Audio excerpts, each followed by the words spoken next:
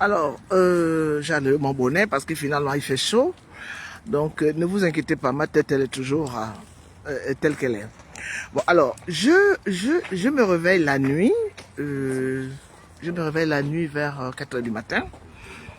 Et je tombe sur une dame qui a des enfants tout jeunes en train de pleurer, en train de supplier le président de la République par rapport à l'arrestation de son mari. Ce mari n'est autre que le monsieur qui a eu la petite sœur, elle est du génie civil, hein, je crois, quelque chose comme ça. Parce que nous tous, on avait vu comment le monsieur est en train de dénoncer ce qui s'est passé. Si c'est comme ça que le nouveau pouvoir va procéder au Gabon, mais donc nous autres qui dénonçons, qui disons des choses fortes, on n'a plus le droit de venir au Gabon. Comment on peut d'abord, non seulement cet accident devait être pris en charge par justement les services concernés, des personnes qui viennent de travailler et qui en même temps se retrouvent confrontés à un problème de transport, ils empruntent des transports de fortune. Et il y a un accident où il y a eu 7 morts. Et les gens qui sont censés s'occuper de ces gens, ben, ils tournent le dos, ils s'en foutent complètement. Et un monsieur qui n'a insulté personne, qui n'a rien dit de mal à personne, on l'enferme alors qu'il a une femme avec des enfants tout jeunes. Mais ça fend le cœur, et quand on parle sur les réseaux sociaux, moi je ne suis pas les personnes qui vont venir être là pour insulter parce que je ne sais pas ce qu'ils cherchent. Mais si c'est ça là, le nouveau pouvoir là, parce que nous avons combattu les bongos. Et il y a des choses aujourd'hui que nous voyons au Gabon qui n'ont rien à voir avec ce qui s'est passé hier. C'est qu'aujourd'hui, la méchanceté a pris une autre tournure. Ça veut dire qu'on arrête les gens pour un oui, pour un non.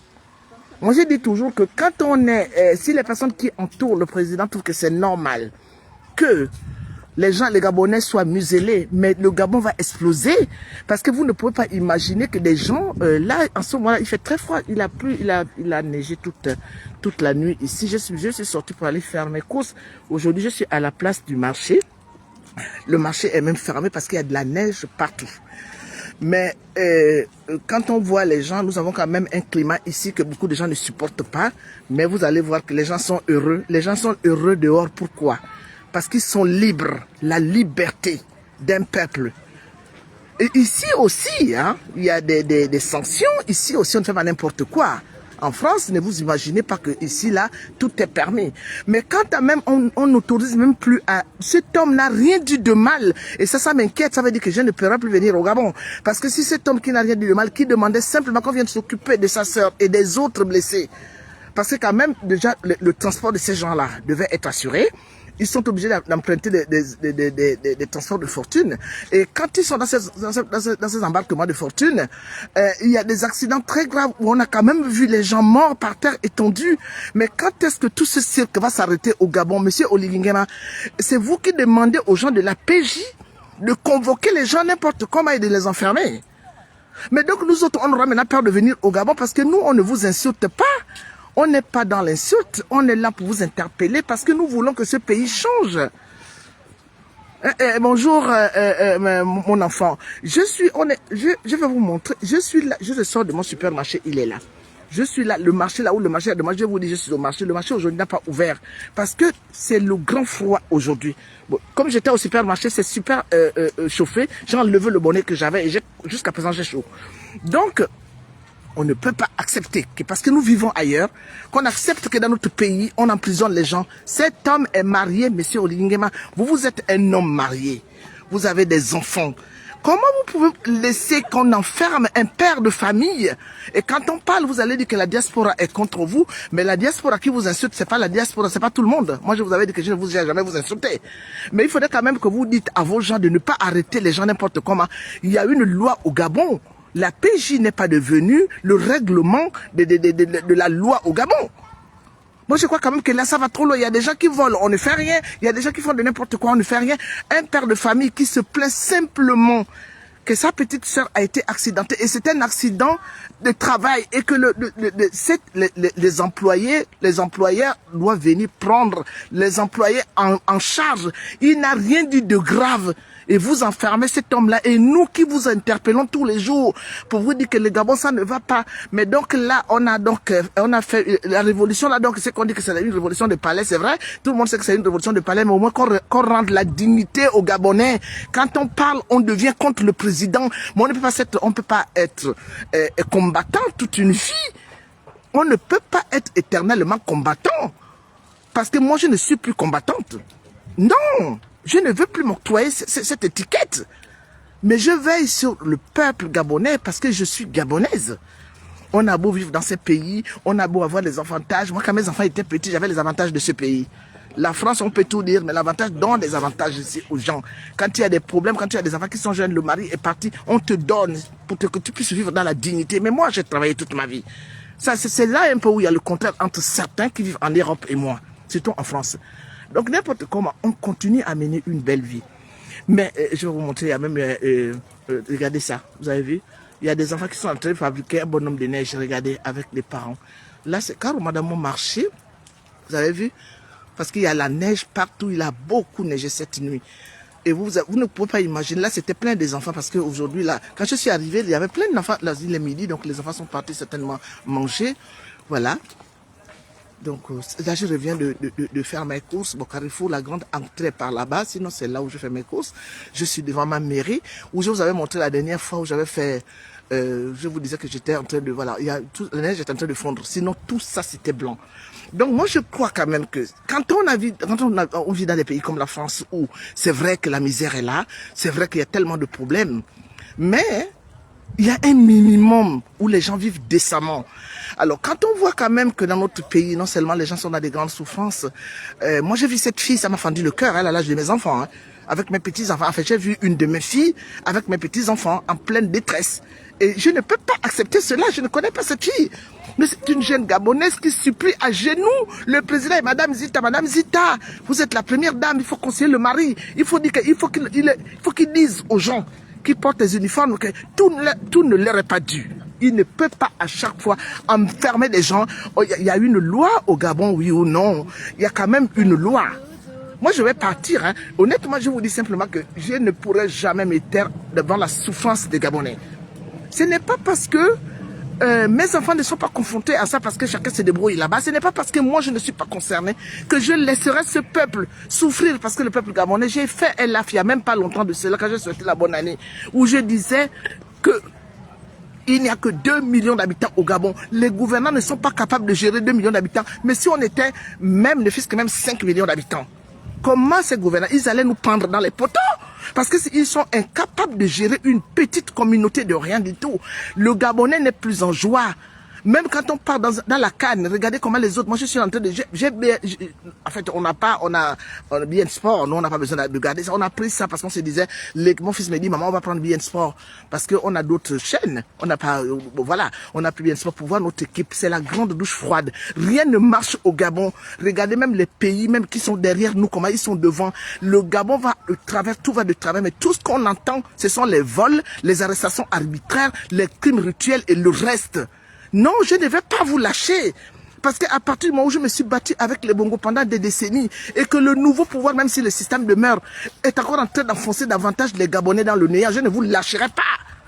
Je ne vous lâcherai pas. Je ne ferai pas de live tous les jours pour vous insulter. Mais il est temps que le peuple gabonais essaie de sourire. Vous vous demandez pourquoi vous avez dissous l'équipe nationale. Mais ce n'est pas l'équipe nationale qui a un problème, c'est le Gabon qui a un problème.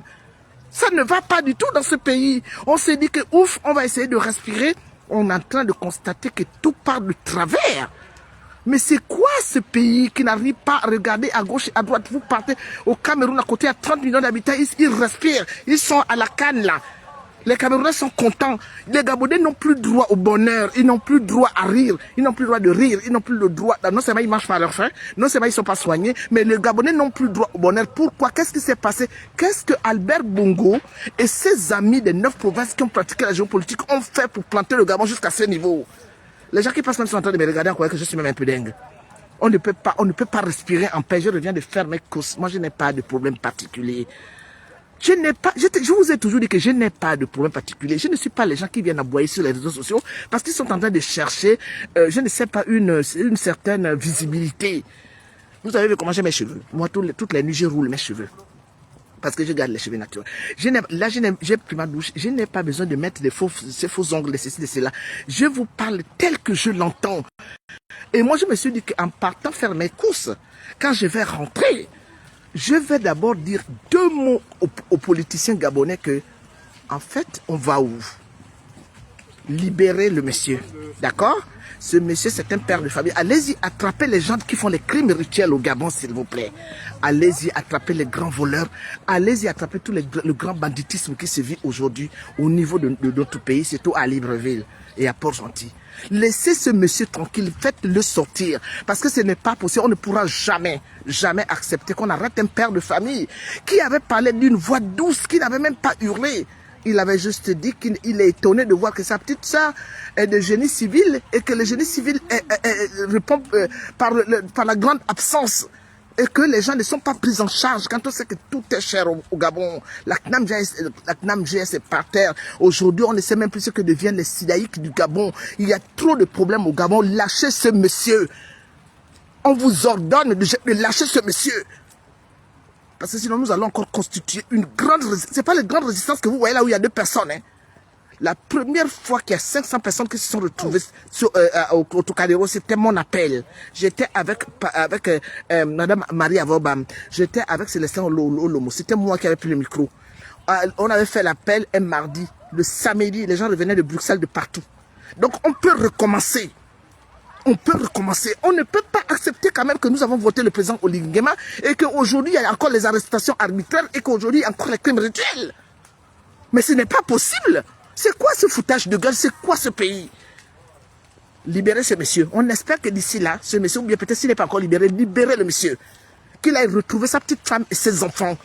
Parce que cet homme, quand je l'ai vu, il a l'âge de mes enfants. Cette fille qui pleurait, j'ai vu une de mes filles qui est sortie de mes entrailles, j'ai vu mes petits-enfants. Arrêtez d'emmerder les gens comme ça. Vous allez rendre les gens dingues. Même quand on se dit qu'aujourd'hui, on va essayer d'abord de se calmer, de se dire que bon, on laisse, les choses vont certainement évoluer. Il y a toujours des choses qui sortent à gauche, à droite, qui nous mettent dans des états seconds. Pourquoi vous faites ça? Merci d'avoir été. Il faut partager la vidéo, parce qu'il faudrait que ce genre de vidéo arrive. Les personnes, moi j'étais au Gabon. J'étais au Gabon. Les policiers sont des mendiants. Ils sont dans tous les bouts de rue. Quand tu es dans un taxi, les taxis sont arrêtés 3-4 fois, il faut donner de l'argent. J'ai eu un taxi à Port-Gentil. Mon chauffeur était tous les jours arrêté. Des gens en uniforme qui n'ont même plus de honte, qui n'ont même aucune dignité. Et ce sont ces gens-là, au jour d'aujourd'hui, je ne sais pas ce qui se passe au niveau des gens qui portent les uniformes. Est-ce qu'il n'y a pas de hiérarchie pour qu'ils puissent quand même interpeller de temps en temps leurs gens-là? Leur dire que respectez déjà la tenue que vous portez. Vous convoquez un père de famille, il est venu vous donner votre version, vous le reconvoquez pour le garder, et la femme qui pleure la nuit, ou bien elle est encore enceinte ou quoi, parce qu'elle avait une robe qui lâchait avec 3 enfants à bas âge. Vous croyez que nous allons rester là pour regarder ça? C'est incroyable, hein, Irma. Bonjour à tous, hein, excusez-moi. Mais là, non. Là, ça ne va pas du tout. Je crois que les politiques ont envie de pousser les gens dans la rue. Ils ont envie de voir le sang couler. Parce que les crimes rituels qui sont perpétrés au Gabon ne leur suffit pas. Ils veulent pousser les gens à bout pour que les gens sortent dans la rue. Et comme ça, les gens vont foutre le bazar et ils vont venir tirer sur eux. Mais c'est pas possible, ça ne fait même pas 1 an. Ça ne fait même pas 1 an que le président a été élu. Et ça part dans tous les sens. Ah, vraiment, Tchoni, hein. Vraiment, j'ai honte d'être gabonaise. Vous savez, depuis que je suis en France, je n'ai jamais pris la nationalité française. Aujourd'hui, je suis en train de faire les démarches pour prendre ma nationalité. Parce que je crois que je vais rester ici et je vais mourir ici. C'est pas normal. C'est pas du tout normal. Je suis tellement fier d'être gabonaise. Qu'il y a des gens qui ont couru ici là pour avoir la nationalité française, 37 ans en France, et pourtant je suis né avant les indépendances. Donc je n'ai qu'une réintégration. J'ai mes enfants qui sont français. Les gens m'ont dit, pourquoi tu ne prends pas la nationalité française? J'ai dit, mais maintenant aujourd'hui, je vais vous dire, j'ai déjà engagé la procédure, je vais avoir ma nationalité française. Je ne sais pas si même mon corps reviendra au Gabon. Parce qu'à cette allure-là, on risque de me tuer là-bas.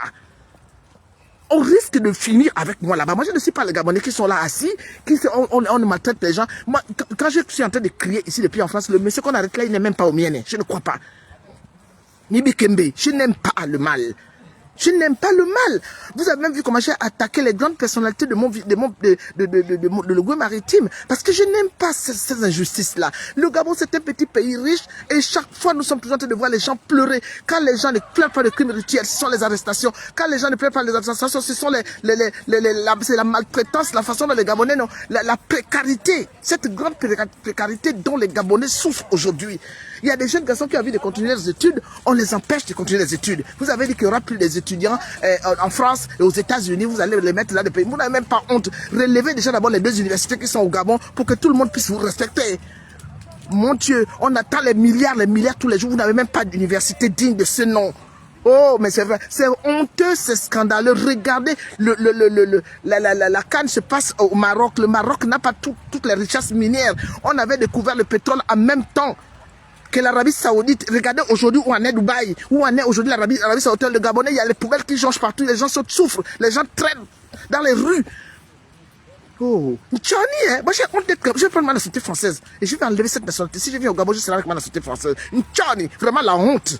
Tchani, je n'ai jamais vu un pays qui fait aussi honte. Non, non. Même quand on a envie de se calmer, mais le Gabon devient le pays de la honte. Tchani. Merci à vous. Bonne journée chez vous. Merci. Je rentre chez moi parce que bon là il ne fait plus très froid, c'est vrai. Mais il faut que je fasse attention parce que si je me casse les guibolles, au moins je serai soigné. Mais j'ai de bonnes chaussures. Merci à vous. C'est une personne qui n'aime pas voir ce genre de truc-là. C'est pour ça que les gens peuvent raconter tout ce qu'ils veulent. J'ai laissé les gens manger chez moi. J'ai laissé les gens dormir chez moi. J'ai laissé parce que j'ai un bon cœur. Mais c'est vrai qu'aujourd'hui, je ne vais plus jamais refaire ce genre de truc. Mais quand on embêtera le peuple gabonais, que je verrai Gabonais en train de pleurer, je sortirai de ma réserve. Et si je suis au Gabon, je sortirai toujours de ma réserve. Vous allez venir m'arrêter, me tuer, je m'en fiche en fait. On en a marre de cette oppression. On en a marre de tout ça. Merci.